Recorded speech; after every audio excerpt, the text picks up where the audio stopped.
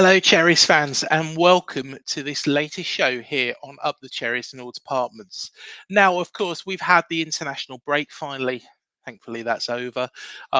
England, of course, beaten by Brazil, not a classic, and last minute, equaliser against Belgium again.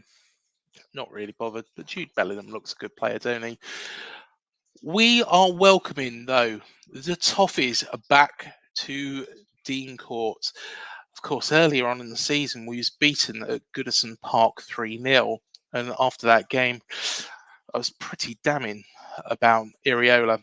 Since then, Iriola's turned it around. Everton have had points deductions and look to have another points deduction. It has been reduced from 10 down to 6, but it could go back up to 10 in total at the very end, considering the second charge, which is going to be a strange time of the season. But I have got a very, very special guest on the show with me today. And my special guest was the bassist in Ocean Colour Scene. He's been on the show before, actually, as well.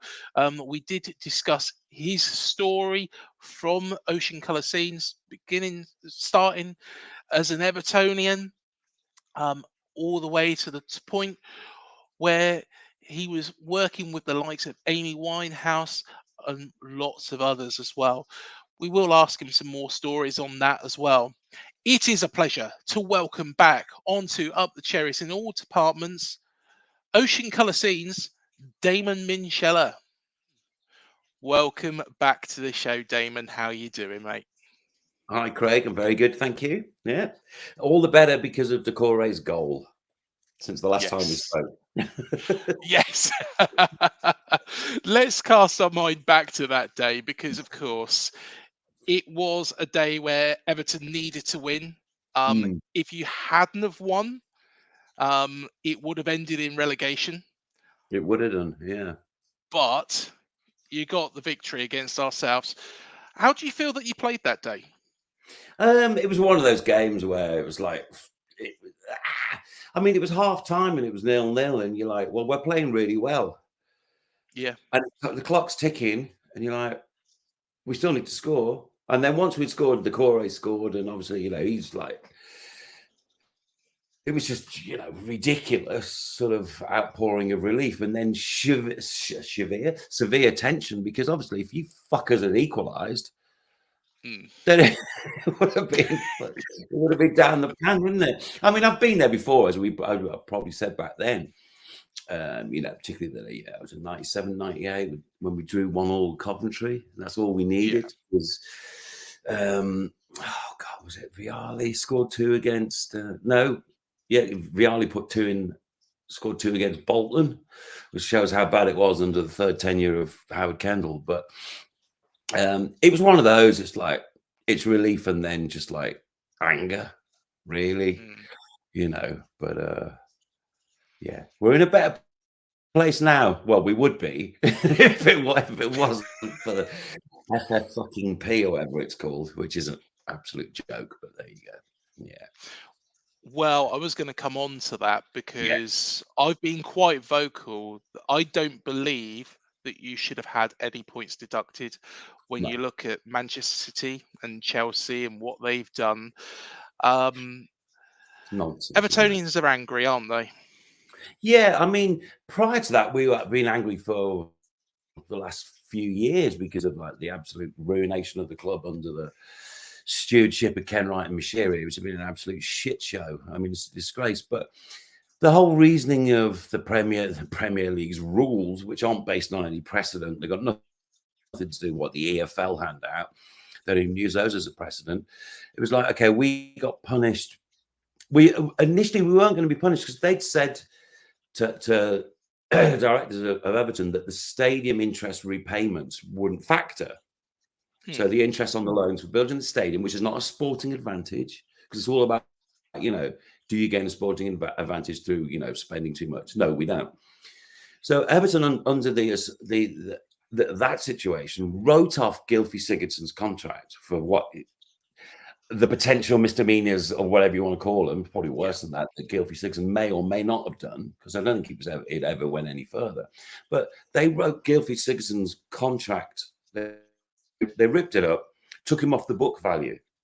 Now, Hmm. if they'd done what a lot of other clubs, particularly like Man City, would definitely have kept him on the books. Yeah. Liverpool definitely would. Chelsea would. Man United would have kept him on the books to balance the sheets. We wouldn't even been in this position. So Mm. to then get deducted 10 fucking points for no sporting advantage. And if you think the previous 3 transfer windows, we've had to do every single sale and incoming transfer had to be okayed by the Premier League, which meant for the three past transfer windows, we've actually sold all our best players. We've had a negative spend of the last 3 transfer windows. So we have no sporting advantage. We've been handicapped for a year and a half, Mm. and then to get a 10-point deduction when we're actually doing well. Dyche, in his first proper season, had actually got the team doing well. We were 1 win off the top half. And then Yeah. you get a 10-point deduction. Where's that come from? Literally, how did they work it out? They just made it up. And the day after, I said to a lot of people, they've done this because they know it's going to be a shit show. They know we'll appeal. They know they're going to give us some back. They know the DCMS will come in and go, we need to take control of this, because it's, you can't run your own house. The whole thing being, there's 115 charges to be answered by Man City. Hmm. Now, if they don't present it as a shit show that is unworkable, and they apply the same rules to Man City, they lose so many titles, domestic and international, and then you get Yeah. all those teams that finished 5th that missed out on the Champions League money, can then sue Man City.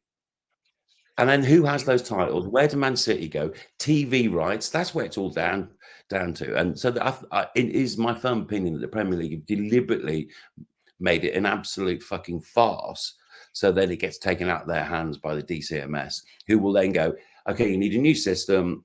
Let's start again. And then Man City walk away scot-free. You've got Man United, who are £1 billion in debt under the new rules which they're proposing for next year. Man United can spend 75% of their 1 billion turnover on Mm. players, even though they're £1 billion in debt. Whereas Everton, with our 180 million turnover, can spend 75%. Yet it's to present a level playing field of financial fair play. How does that work? And to be honest, that is my argument completely. If we take it back a little bit further as well, and we look at the points deduction that Portsmouth had Mm. for actually going into administration, the initial points deduction that was given to Everton was worse than that. Yeah. What's the justification? I just don't understand it. I know. And it's like, and then all the pundits were going, oh, well, Everton will be all right, because they're playing really well. It's like, well, it's not a case of being all right, is it? It's a case of trying to achieve something.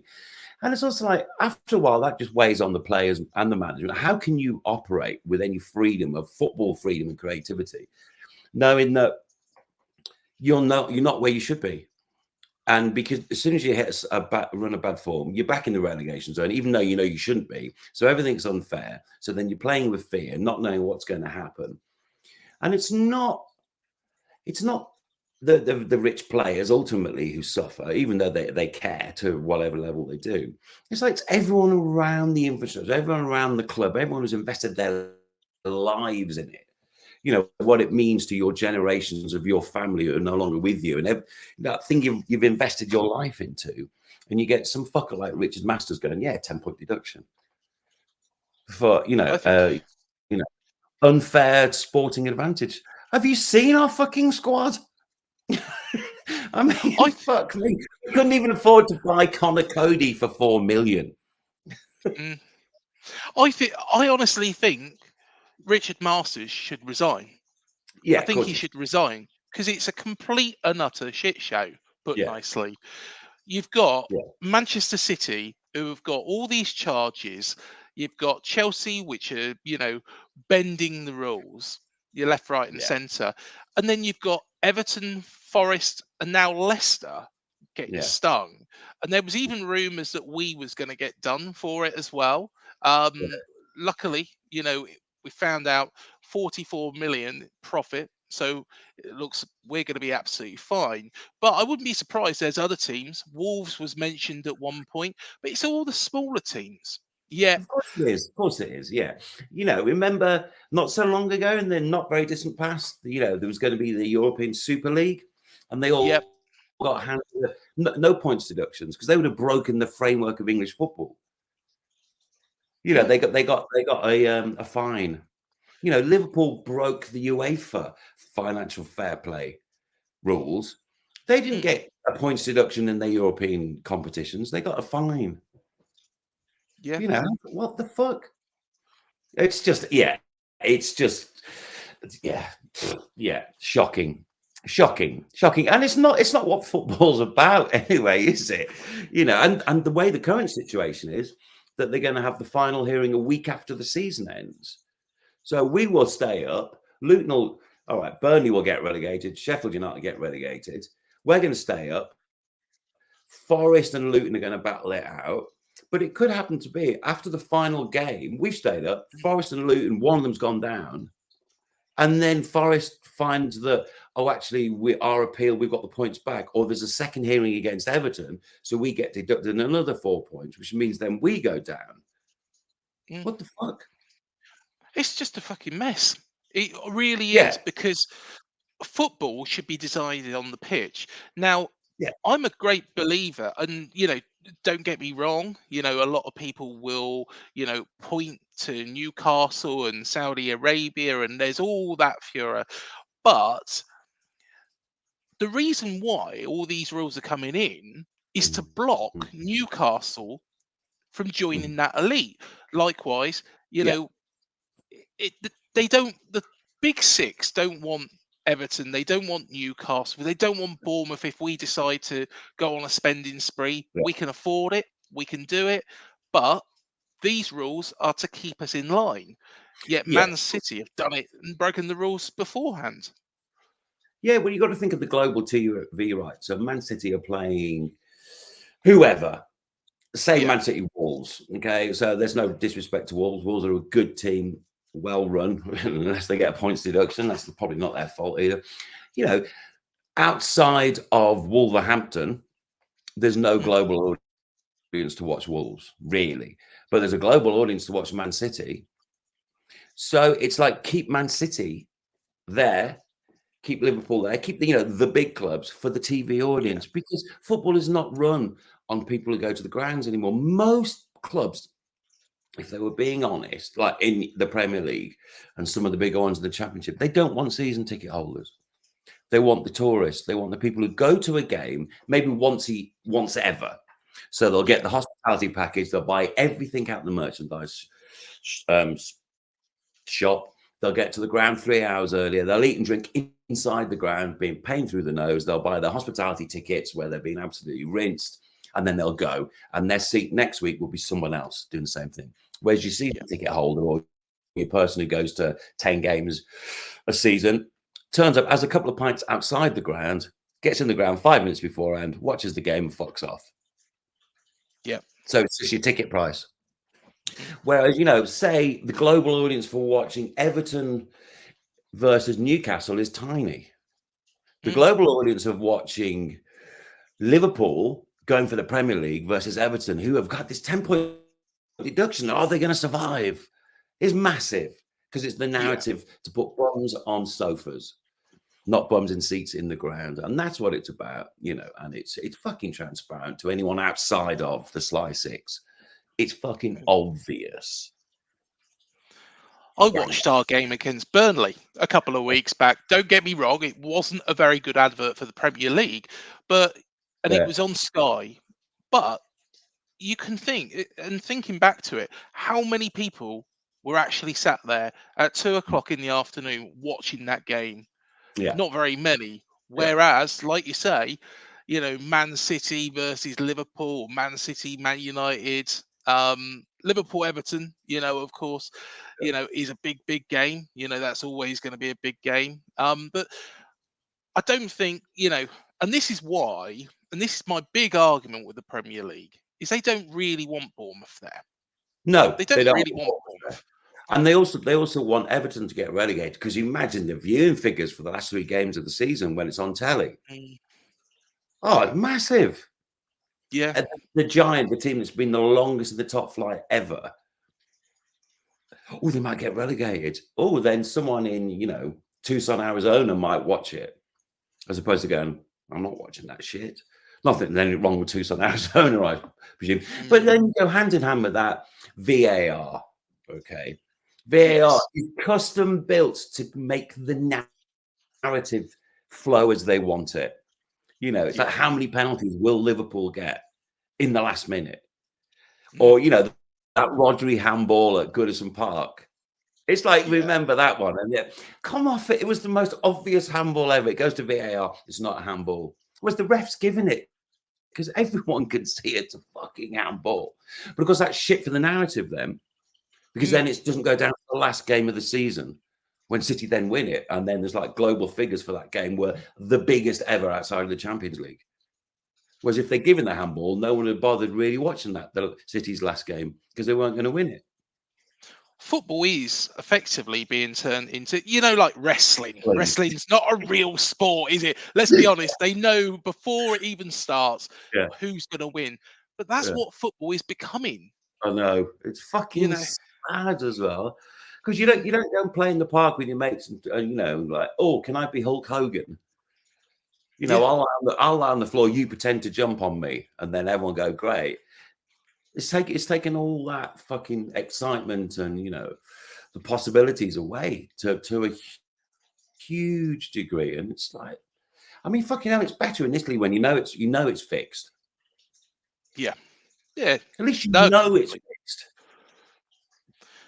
I've had these conversations before, and with a well-known referee, former referee in the Premier League, and my big statement is that I think the refereeing quality has gone right downhill. Yeah, The main reason being is because referees aren't able to make their own decisions with their own minds. There's yeah, somebody in Soho, fucking miles away from Dean Court or Goodison Park, yeah. making a decision, what he's watching on the TV. I know, and it's and all the lines about offside. It's like there was one that I can't remember. It's like everyone's going, "Oh, Calvert-Lewin hasn't scored for fucking ages." He scored about 5 fucking goals. They've all been given offside because Mm, he was leaning offside, though his feet are onside. I mean, what's all that about? yeah. I mean, it's just and it's like, and I know why. Part of the reason why it appeals to the esports audience as well, the global audience, the esports audience, because like the sales of FIFA are humongous. And I love playing FIFA, but it's that Mm, thing where you pause it, and that's what it is, and it makes it presentable as a game as opposed to a sport.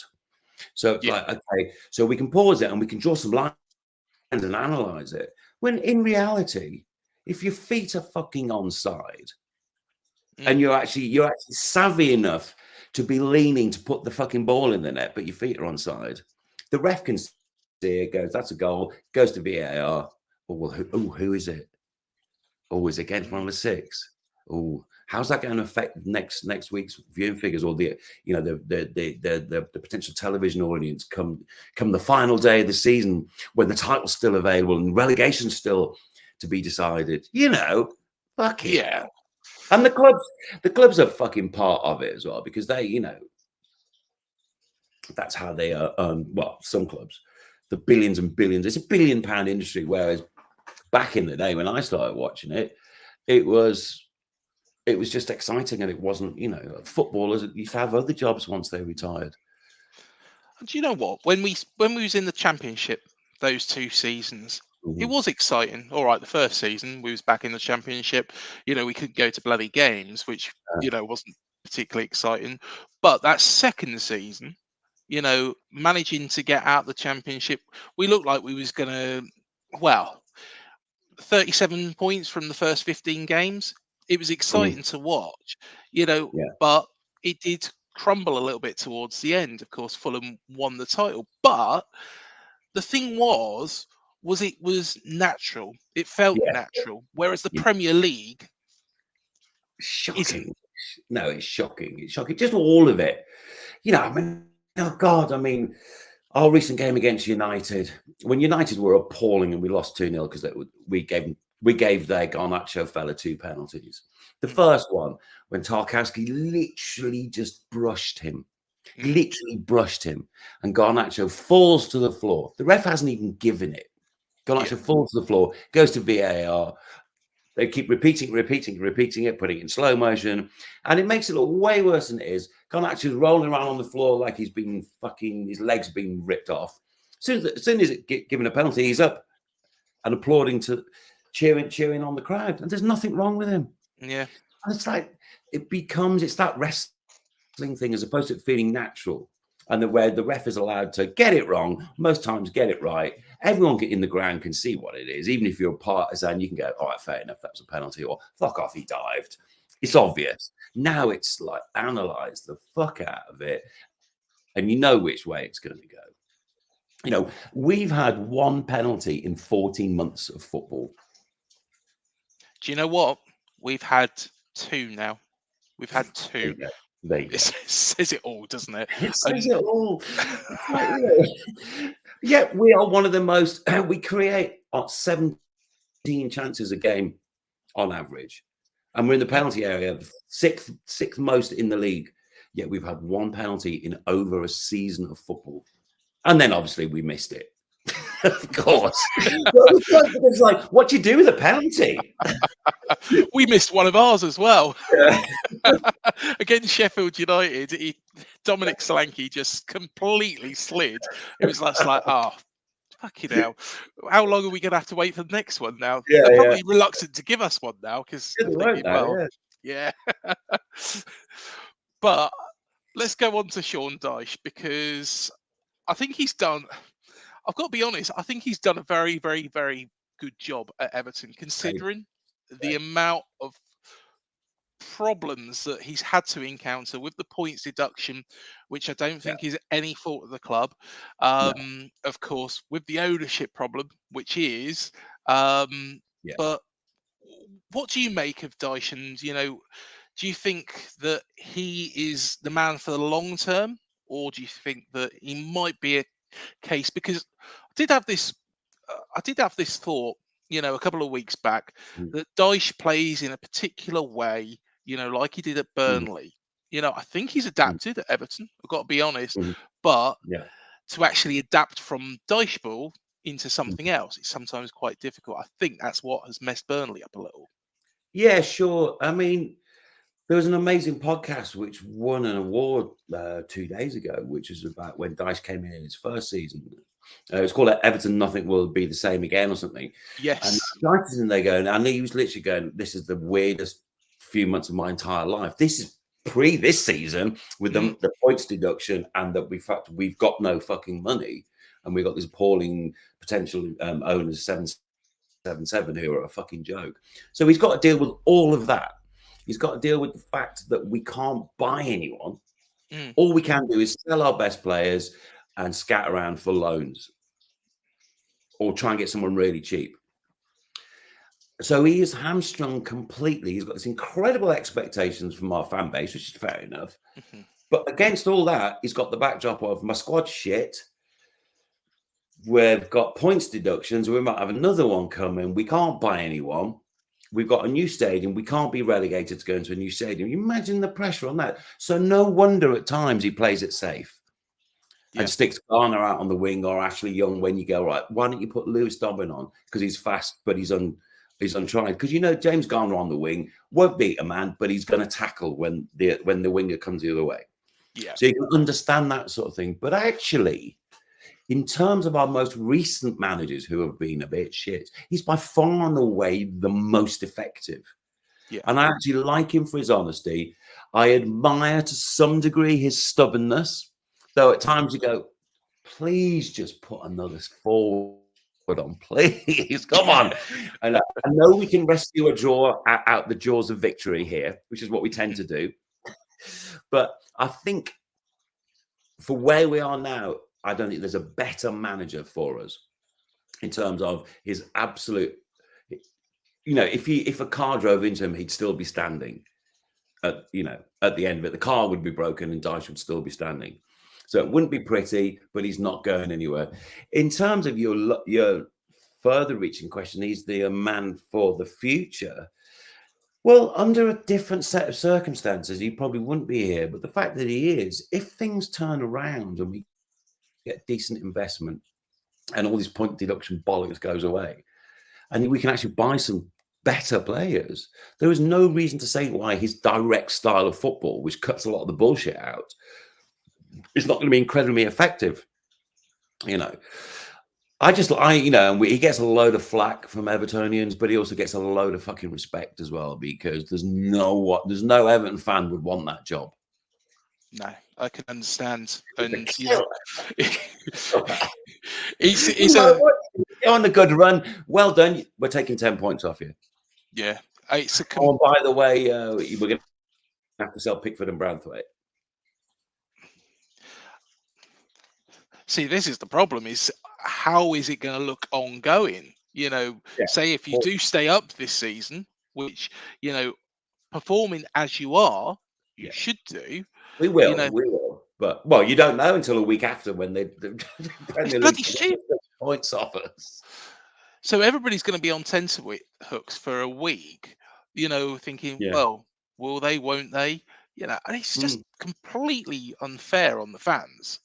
Yeah, no, it's ridiculous. I mean, the situation where it's like Branthwaite is a fucking brilliant player, right? We bought him for like $1.5 million off Carlisle, which is our scouting network doing a really fucking good job. He's brought through fantastic, and come this summer, he is going because we can't afford. We are going to have to sell him to meet the next batch of FFP, because he's a homegrown player. He's worth more in terms of the way they rate it, and because of what we paid for him.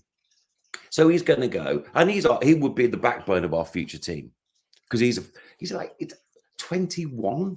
He's going to get better and better and better. Full well we're going to sell him for less than he's worth, because City are going to come in and offer us 45 million, and we're going to have to take it. And it's strengthening again. This is the argument with PSR. I know, exactly. And they put on the bench for them for 2 years, probably go out on loan, and then in about 5 years he'll probably be their main centre back and winning everything. So how and that's financial fair play. And it's not good for the national team either, because if you look at it this way, these players, look at Calvin Phillips, for example. He's been terrible since he's been at West Ham, but are we surprised when he's not had any game time whatsoever at City? Yeah, exactly. It's just, shocking, really. I mean, I'm still looking forward to Saturday, and I'm up to Goodison to watch us against Burnley. So, it's still there against all the odds. It's impossible to go, oh, fuck it, I'm not interested. Because you can't, can you? Because it's far too much of your core being. Where it's like, I really should just go, oh, fuck this shit off. But I can't. I literally can't. So, and that's, and I guess that's the model that makes it so fucking important, why there's so much money in it. And, us as the actual match-going fans are the ones who really give a shit about our actual club, the where we're from. We're the ones who bear all the bullshit. Yeah. Because we don't pick a team. We are born into a team. You fall in love with it because your dad took you or your granddad took you, and you take your kids, and it becomes so much more than some blokes kicking a football around. It becomes an absolute thing that drives part of your life. And then you get all these motherfuckers sitting in offices in London deciding this and that about, you can have these points, you can have that. You can't buy that player. But Man United can have their brand new ground developed by the UK government, the Old Trafford, the Wembley of the North. Whereas we build a stadium and we get fucking deducted 10 points for doing it. I know. It's and of course we are looking eventually to move out of the current Dean Court. it's probably not going to be very far. It's going to be probably where the training ground is at the moment, just behind the current stadium. But how's that going to affect AFC Bournemouth, a small team, with a limited following? One of those teams, like you say, Damon, who is not, it's not glory side. It's a side that, if we were relegated tomorrow, would anybody really be too bothered? Probably not. Probably not. The big wigs in Soho are probably thinking, well, don't really care about them. Totally. They literally give a shit. And they're probably thinking, oh, they'll be back up in a couple of seasons. That'll be interesting. Yeah, exactly. But yeah, how is that going to affect us? And we shall see. One player I did want to mention, and of course he's a bit of a legend here. He wasn't here for that long. Is Arnaut Danjuma. Now, you might have mixed thoughts because, of course, there was talk that he had posed in an Everton shirt last season. And then he decided to do a massive U-turn, go to Spurs. It seems like they didn't want him, and then he's back. Yeah. Well, I think it was something to do with Frank Lampard leaving or something, as I remember. But the thing with him is, right, well, he's been injured forever since we got him this season. So I literally have no idea. He's fucking amazing for Everton on FIFA. Yeah. I scored a hat trick yesterday against Crystal Palace.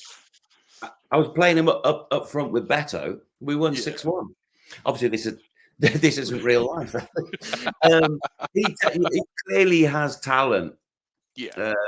But he's probably not good enough to be a really, truly great player. And the fact that he went to Spurs was just kind of weird at the last minute.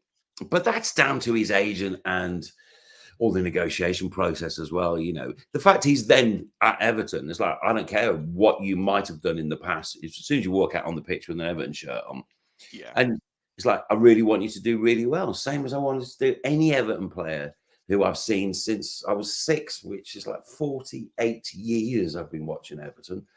It's like, really don't care, apart from the ones we've signed from Liverpool, which I never liked. That's a totally different thing. But I think he flashes to deceive somewhat, Mr. Danjuma. But maybe I'll see him this season. Maybe he'll be back from injury. It's one of those great loans we've done where we're paying someone a fortune and they never fucking play. I wanted to touch on Dominic Calvert-Lewin as well, because I was unaware he's only scored 4 goals, I believe, this season. I think that he's been hard done by, but of course he's had his injury problems as well. Yeah, terrible. How have you felt that he's played? The weird thing with Dom is when he's fully fit or close to full fitness, he's fucking fantastic. The last goal he scored was against West Ham. He was back at full fitness. Beautiful flipping drag back at the edge of the box, took 2 West Ham defenders out and slotted it into the bottom corner. That's a player who's fully confident, fully fit, because he's got talent. Yeah. He's our only centre forward, though. We have no other centre forward. So he's being played prior to that game and after it, played when he shouldn't because he's not fit. Then that aggregates an injury. So he's sitting on the sidelines. We're not scoring. As soon as he gets back in the team too early, he's like, why aren't you scoring? Why aren't you sharp? Well, he shouldn't be fucking playing yet. And he's been really unlucky. Like, he scored a goal against, who the fuck was it? Can't remember. He scored a header and it came off Jack Harrison's knee. Yeah. Right. But he's going, so then it gets Gibson to Harrison. So everyone's going, he hasn't scored the last 10 games. Well, yeah, he has. He scored and he's had about 3 which were given offside, which weren't fucking offside. If you draw the lines, his feet on top. And also it's like he's also playing in a team which at the moment is lacking in confidence and but play safe. Instead of bombing down the wings, and he's a centre forward that thrives on crosses because he's one of the best in the air. So if you have Ashley Young on one side and Dwight McNeil on the other, who neither have any pace, it's quite difficult, And also, he's not the world's greatest centre forward. We bought him for 1.2 million about 6 years ago. And he was never supposed to be our main centre forward. But obviously, the way that and then Everton are run, it's like, we've got a guy called Lukaku. Oh, let's sell him. Why did we not do that? Because he's actually, when he was playing for us, he was pretty fucking amazing. So then he's like thrust in the limelight, and he wants to do really well. Yeah. And as a person, by all reports, and I know quite a few Everton players, he's a fucking lovely fella who really wears it. He wears the fact that he's not succeeding, and he's really, really wants to succeed for Everton. But and then he gets a load of bollocks from some of our fan base because he does fashion shoots and like, well, what the fuck's he supposed to do when he's injured? No, exactly. Or he's like posing his wife's posted some pictures of him and their new baby on Instagram. And everyone's like, why aren't you down at the training ground practicing headers? He's a human being. He's just had his first child. He's a young bloke. Yeah. He will never be, he will never be Bob fucking Latchford, but not many people will be, but he tries his best. And I don't know. Yeah. As Evertonians will say, we have this amazing phrase, Everton that. Well, hopefully, fingers crossed, things pick up for Dom. Well, hopefully he scores on Saturday. No, well, hopefully our Dom will score on Saturday. No, he won't. He won't. No. But I tell you what, let's park the football talk for a bit. Yes. And of course, I did do an interview with you last year, which the link is below, so you can watch that. But I wanted to ask you a couple of stories that I learned about, but also get a couple more from yourself. And one of them is about Live8. Yes. That was back. Am I right in thinking about 2005? Is my It maths was right? 2005. Yeah. Yeah, and it was at Hyde Park where you was actually asked to join as a bassist for the Who. Yes. How was that, and how did it come about? It was real. It was like literally playing bass for one of the world's biggest bands ever, the world's biggest gig ever. I mean, literally, that was the biggest gig ever.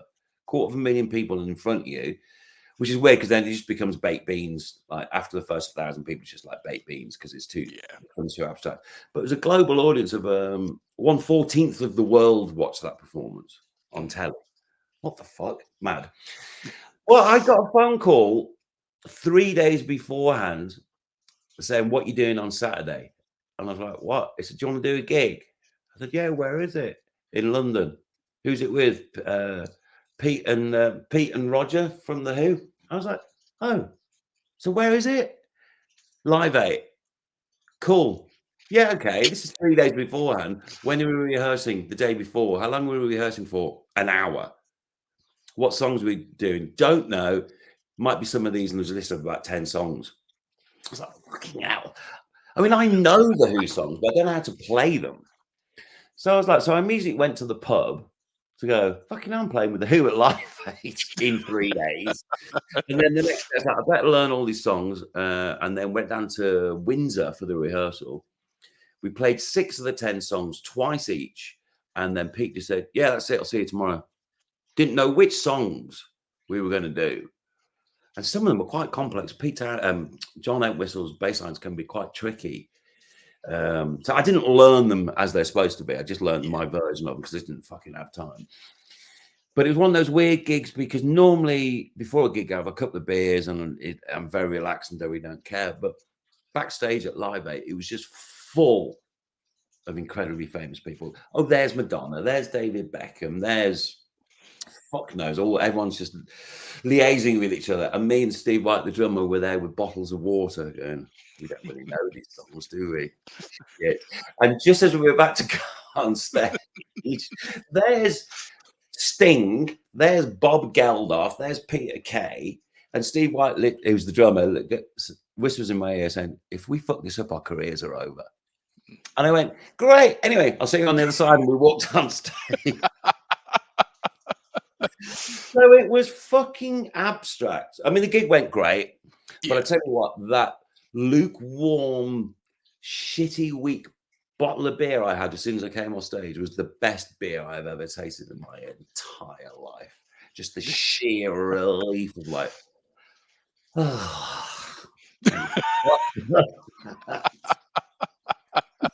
But it was really funny because I was at a hotel opposite Hyde Park and Wimbledon was on. I was watching a bit of Wimbledon and I opened the windows so I could have a cigarette. And I could hear Coldplay. And then Coldplay are playing Bittersweet Symphony. And this fucking hell, it sounds like Ashcroft singing. And then hours and hours and hours later, I'm on stage with The Who.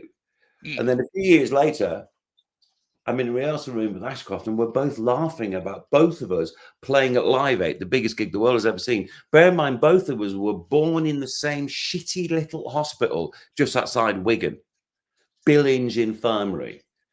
Neither of us did that well at school, and the fact that we were both, he's playing with Coldplay, I'm playing with The Who. It's like, how did we get away with it? But you don't regret 1 minute of it, do you? No, it was amazing. It was hilarious. The funniest thing, though, was Mariah Carey trying to get up the stairs. She was hammered. Seriously? Like, so drunk. She had 4 helpers trying to get her up the steps to get on stage. She was obliterated drunk. I know, fair play to her. She didn't appear possibly that drunk. If you're watching from the front, I've no idea because I just went back to the dressing room. But I thought that is just hilarious. This is an icon, Mariah Carey, utterly blind drunk, about to play the world's biggest gig ever. I mean, fair play to her, I suppose. Yeah, I don't blame her. Don't blame her. But of course, Ocean Colour Scene did have, you know, an amazing band. Like I said in the last interview, one of my favourite bands of all time.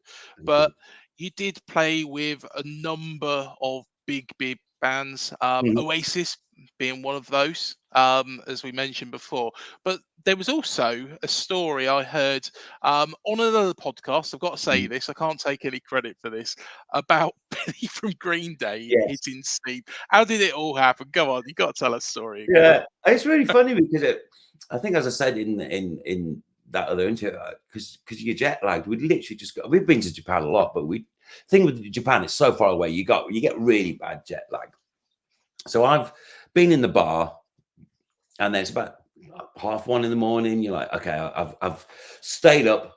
It's not 1:30 in the morning UK time. It's probably like 10:30 in the morning. I haven't slept, so you're like, okay, I'm going to bed. And I've got this hotel room which is overlooking the foyer of the hotel, and you can hear all this commotion. And you open the door, and there's fucking hell, that's Green Day checking in. And then I see through the plush sort of sliding doors of the hotel entrance, Steve Craddock and one of the roadies coming in on bicycles, which they've clearly nicked, both hammered, crashing into things. And Steve kind of nudges Billy from Green Day as Billy's checking in, who's clearly, obviously, also jet lagged and exhausted. Billy from Billy Corgan, Jesus, Billy Armstrong. That'd be funny if it was Billy Corgan from Smashing Pumpkins. Billy Armstrong, who is tiny. I mean, Steve's not particularly tall, but he's about my height. Billy is fucking tiny. Yeah. Like, he looks bigger because of his hair, but he's fucking tiny. He just fucking is not having this. Says something in with, hey, buddy, you fucking whatever. And Stephen is Birmingham. So, oh, fuck off, you cunt.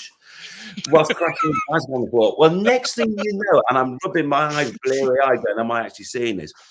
Is that Billy's picked up Craddock, who's bigger than him, with one hand, holding him against the wall of the hotel and pummeling him with his right hand.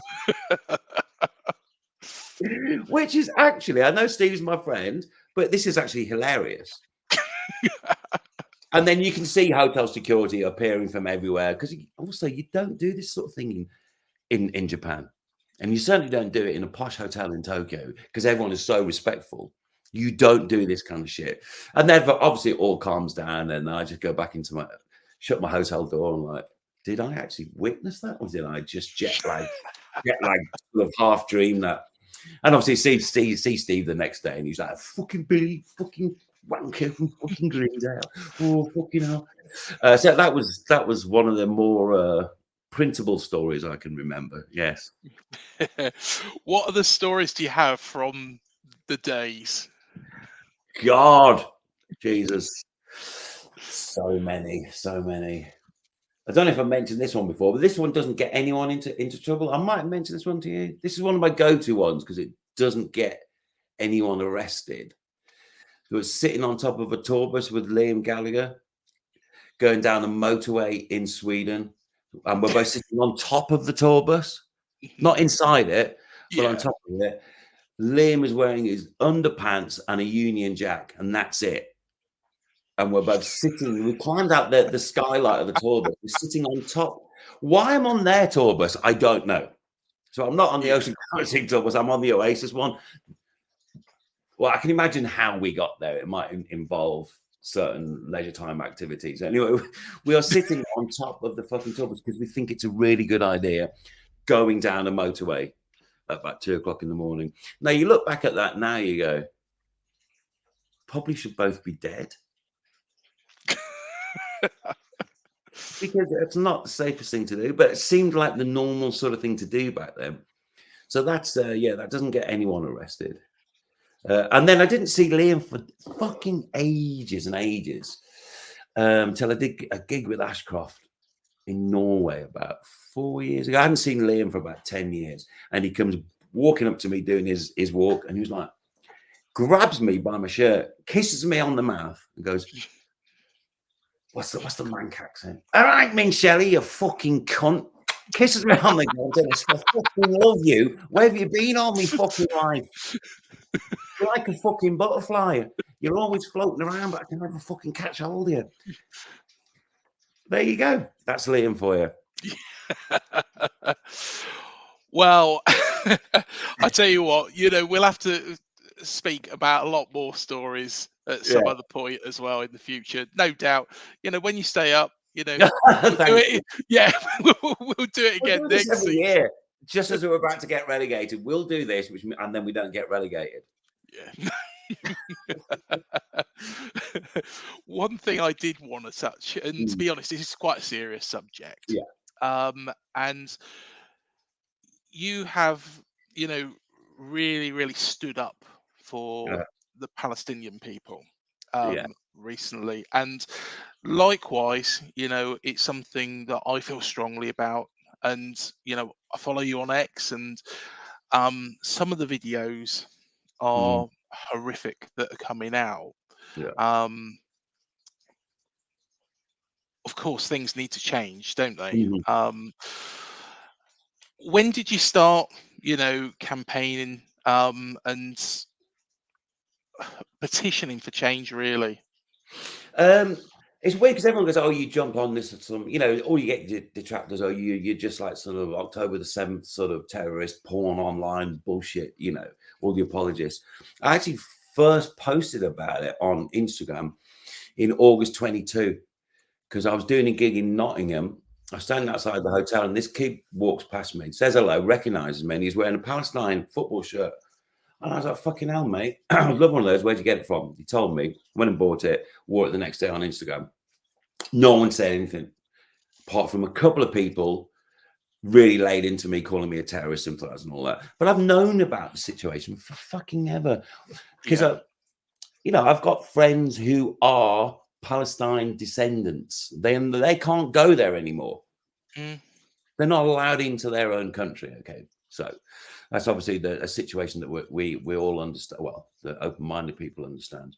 So I started making noise about it 13, 14 months before October the 7th, which is then everyone goes, but what about October the 7th? What about Hamas? Do you condemn them? Well, let's condemn everything since 1947. Let's create the absolute turning of Gaza into an open-air concentration camp since 2007. Let's condemn that and then wonder why people rise up and resist. Of course they fucking should rise up and resist. A French freedom fighter of Jewish origin who blows up a train with Germans in it is called a freedom fighter during World War II. Whereas someone of Palestinian descent or someone who lives in Palestine, whether it's the West Bank or Gaza, who actively says enough is enough to the people who have murdered everyone they've ever known, is a terrorist.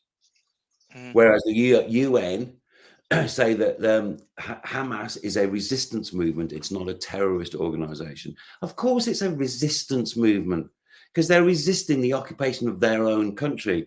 Whether you agree with the actions of Hamas or not, you can fucking understand them. And anyone who says they can't is lying to themselves. Because the people who say they can't, I say to them, okay, the country you live in, all your cousins, your mother, your father, your children have all been murdered by someone who has invaded your country. And they've done so for years and years and years. And by the way, the house you used to live in, they've just blown it up. But prior to that, you weren't allowed to live in it, even though your granddad built it. Are you going to be slightly cross about it? Or are you going to think it's okay? Oh, and by the way, you can't get a job unless your occupier says you can. You can't have access to water unless the occupier says you can. You can't eat food unless the occupier says you can. And also, you can't go anywhere unless the occupier says you can. And people are like, oh, that would be awful. Yeah, that's the situation. And then if we ignore all the bullshit about who was there first 3,500 years ago and what does it say in which person's holy book, as it stands, in 6 months, 34,000 innocent people have died. 50% of them are children. Yep. Who have nothing to do with the geopolitical posturing of the Western-backed rule-based order, which supports Israel because guess what? Gas and oil. And it's fuck the brown people, fuck the Palestinians. They don't matter. But back in the day, they used to be able to get away with it because you just read about it on, if you read a newspaper, the Daily Mail would say what they want to say about it. Or the BBC News at 6 would put their version forward. Now, we don't rely on mainstream media. We rely on social media so we can all fucking see it. Which also, I'm sorry, I'm ranting here, but also it disappoints the fuck out of me by the vast majority of people I know in the UK music industry have not stepped up to the plate. There was the concert for Ukraine. Where's the concert for Palestine? And if there's a difference, you've got to ask yourself, well, why is that different? And the answer is not a good one. There has been, groups that have done things in other countries, but the neighbor doesn't go and completely obliterate everything in that country. No, not at all. And that's what it is. And it's also, there has to come a point where people stop talking about history because everyone's got a different version of history. There comes a point we have to go, okay, what about that video we both saw of that person being fucking run over? What about those children who are being starved to death by another country? Why do we not rise up and say no to this? And there's so many good people, the marches, the global marches that are going around, but it's quite indicative that anyone who's bringing a petition of genocide against Israel, and also by their backers, part of the EU, definitely the UK, definitely the US, Canada, etc., they're all from what are termed the global south. So it is South Africa, it's Colombia, it's Chile, it's Mexico. It's the countries that are oppressed by the oppressors historically are rising up and saying enough is enough. Yeah. And I think it's only going to go one or two ways. There is a global revolution where the Western order is destroyed, and I hope that's what it is, or it ends up with absolute obliteration of anybody who rises up and raises their voice to protest anything, which is like, the dominant powers take full control or they are themselves obliterated. And, I don't condone violence, but I understand it. I understand why what happened on October the 7th happened. Don't condone it, of course not. But also, we're also fucking blinkered if we don't think that the IDF let it happen because it's a fucking excuse to do what they want to do. Because the Gaza Strip is the most watched security hemmed in place on earth. So some guys with some tractors and some hang gliders were able to break out and run amok for 8 hours. Really? Yeah. Because to that, a child who wanted to throw a stone at a watchtower would be shot with by an automated sniper emplacement in the kneecap from 500 yards away. And then all of a sudden, these guys with tractors and hang gliders were able to break out and then behead 40 babies, even though that's actually a lie, because there's no fucking proof of any of it. It was just a fucking excuse. It was either let happen or it was a false flag operation run by the IDF with the backing of America so they could take control of the situation. And it's also to destabilize any possible opposition from Hezbollah, because they are the dominant power, the opposition power. It's like, look what we can do to Hamas. Don't you fucking dare.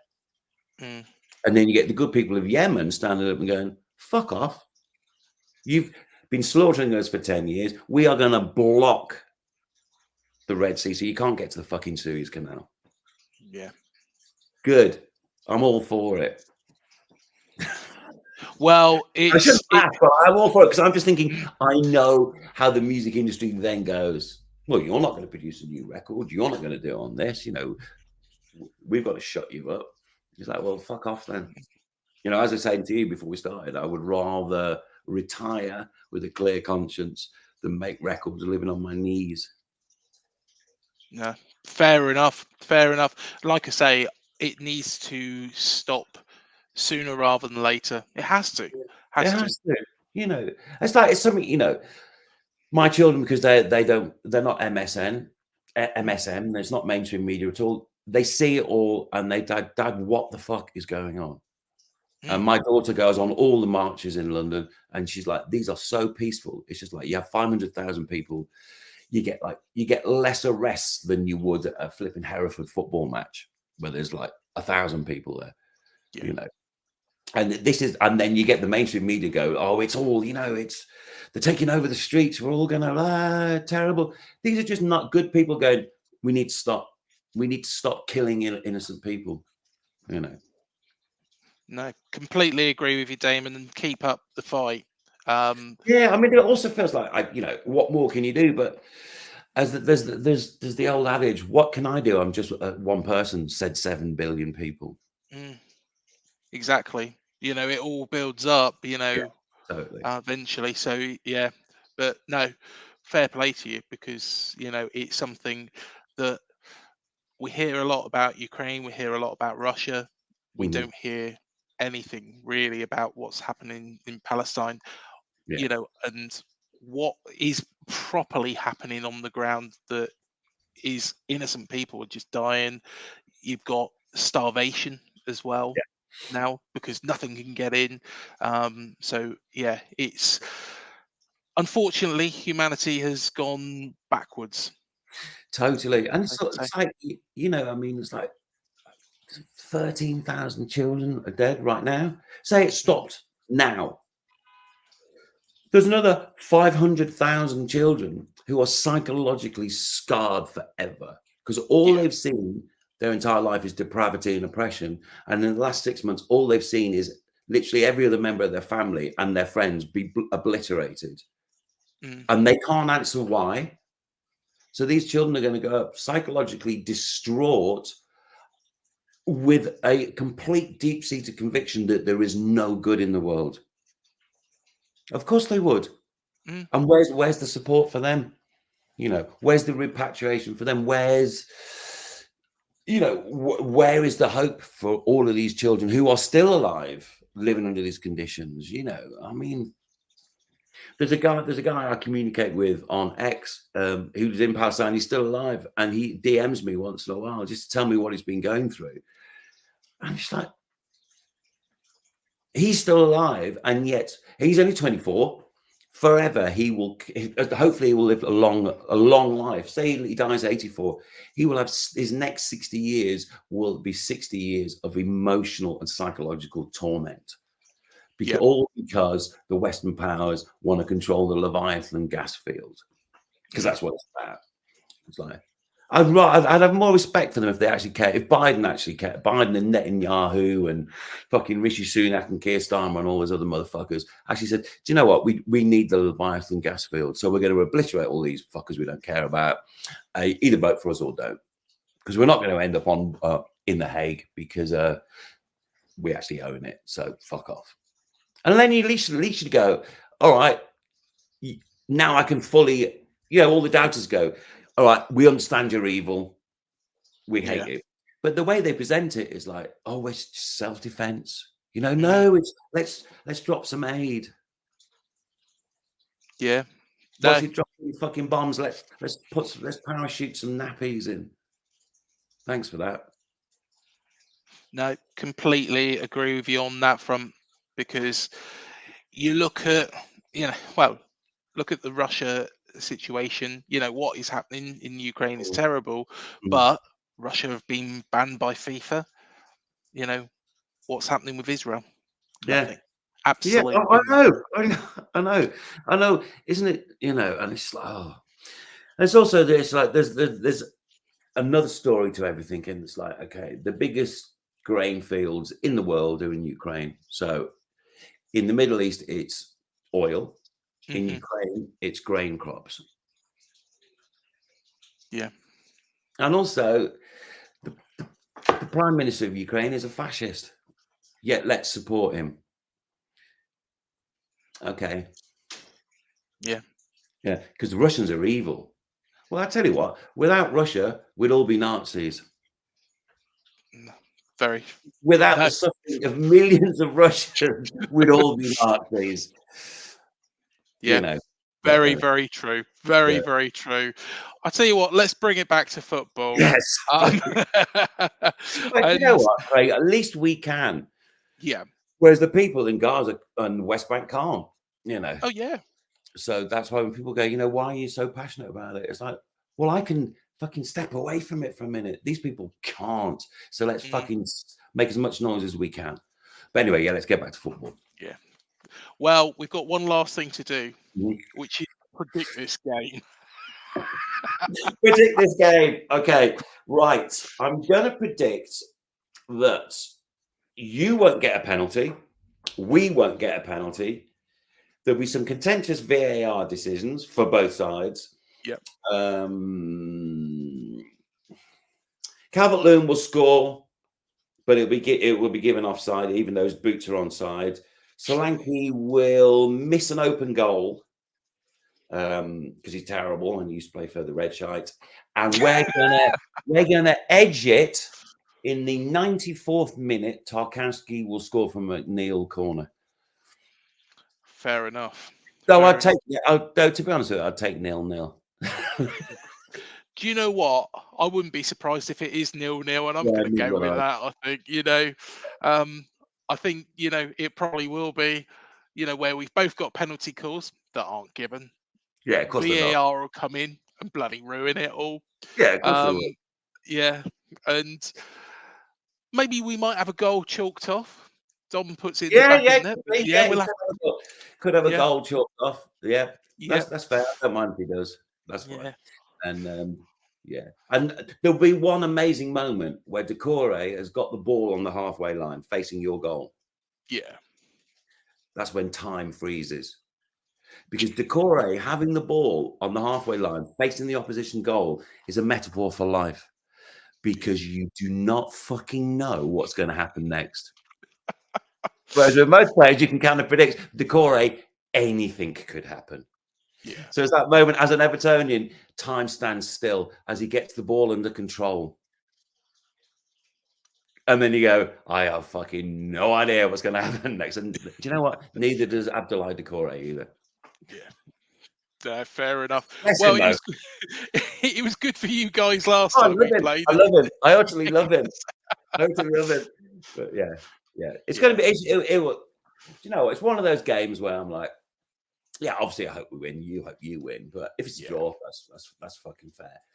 Whereas when we play Newcastle the following week, I hope we fucking battle them. And when we got Burnley at ours the following weekend, because I'm there, and I'm going with Barry Onley, the former captain of Everton. Last time we won anything, we are definitely going to hammer Burnley 1-0, and we're both going to get very drunk. I don't blame you, mate. I don't blame you. I'm having to watch us versus Burnley for, I was going to say 90 minutes, but now it's like literally 4 hours the games last these days. Oh yeah, they'll add on a good 9-10 minutes afterwards as well for you. Yeah, it's like unless you're playing one of the big six and you happen to and you happen to be 1-0 down, but you've got loads of pressure on them, and there's like there's 1 minute of added time. Yeah. Whereas you're away at City and you're hanging on for a 1-1 draw, 12 minutes added time. Yeah. Strange. Always That. something iffy, isn't there, in it? But There's always something in it. let's be honest, they don't want somebody to run away with the Premier League. But No, I think Leicester fucked it for all of us, to be honest with you. yeah, It's the thing they thought would never happen. And then it did, and it's like, oh shit, let's what can we do? Oh, VAR and FFP. Let's fucking bring them in as soon as we can. yeah, exactly. And they've got done for it as well. Yeah, well, fuck them. Yeah. David, absolute Great. pleasure as Fabulous. always, mate. And Yeah. thank you so much. And no doubt we'll catch up later on in, well, probably next season. Next season, You know, absolutely. yeah, next And season. if you want to go to any of the Ashcroft gigs, if there's any nearby you, just drop us a text. I'll sit you on the guest list as well. Yeah, most definitely, mate. Most definitely. I'll take you up on that. Magic. All right. Thanks so much, Damon. All the Worst, best, mate. worst of luck at the weekend. Yeah. Likewise, mate. Likewise. Yeah. Nice Cheers, one. mate. And thank you, everybody, for joining us. Please remember to hit the like, the subscribe, the bell button below to be alerted to all the videos we do here on Up the Cherries and All Departments. Do remember, it helps our channel grow.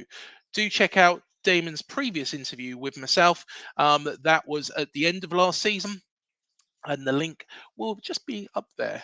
So do go and have a watch. But until the next show, up the cherries, and we'll see you in the next one.